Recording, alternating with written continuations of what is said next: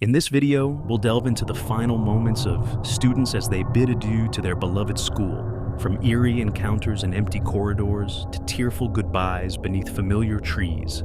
In the first story, as I stood outside the school gates on the last day of school, I watched the children spill out, their laughter filling the air. Among them was Franklin, my nephew, a bright-eyed 10-year-old with a mischievous grin. Approaching him, I smiled warmly, pretending to be his uncle.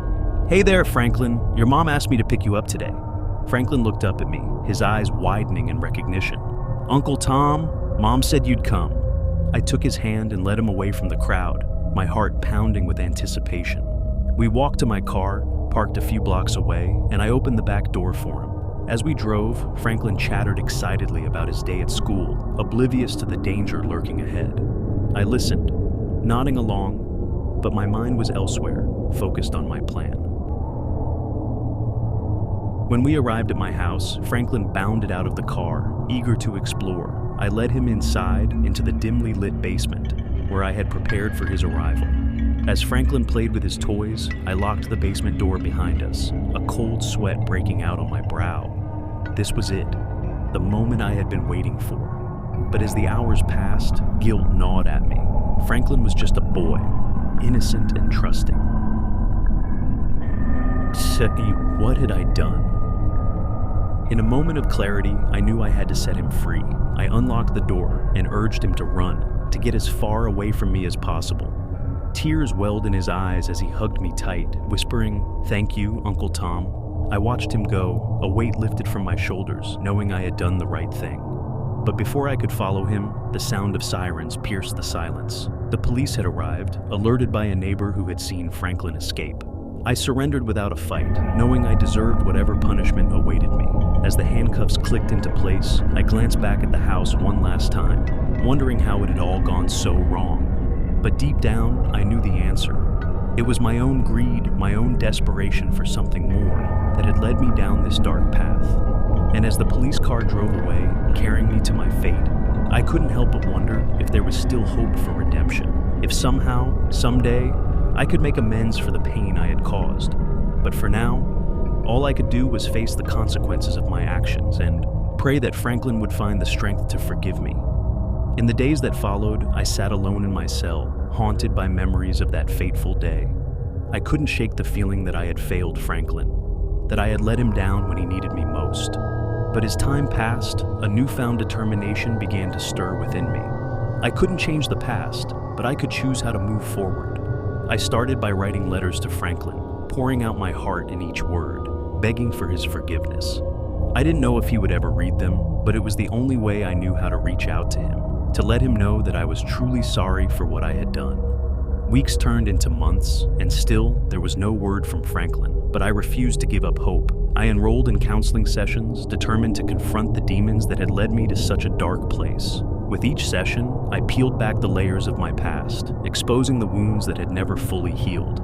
And then one day, a letter arrived. It was from Franklin.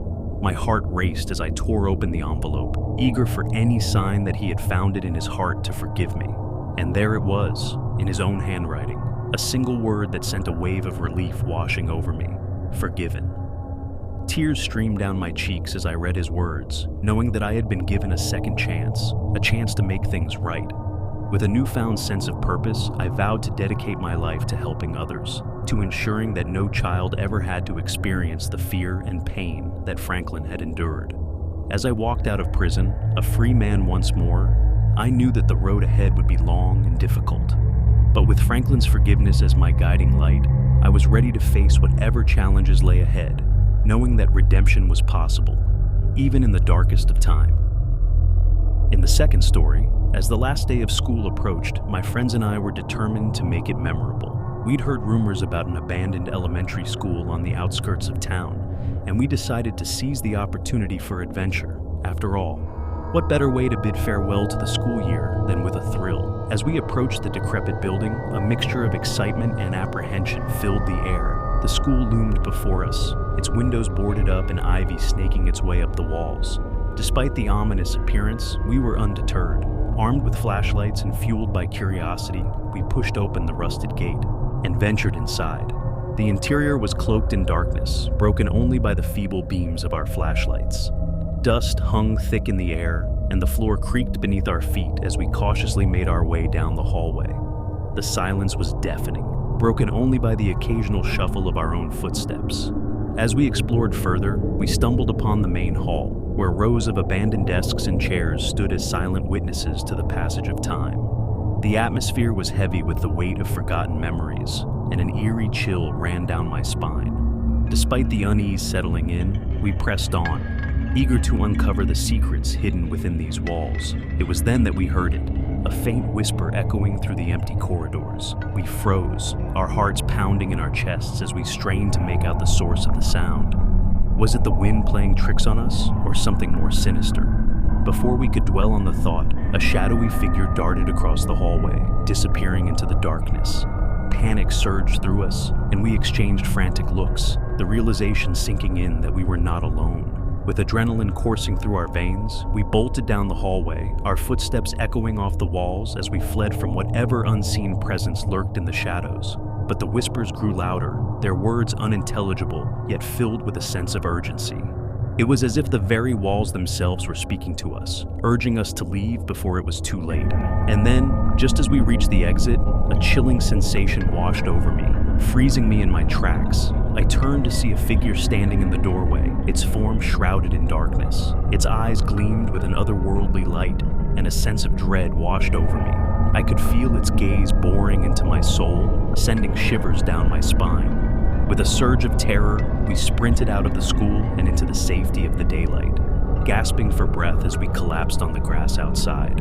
Relief flooded through us, but the memory of what we had seen lingered in our minds, a haunting reminder of the darkness that lurked within the abandoned school. As we made our way home, we vowed never to speak of our terrifying encounter again.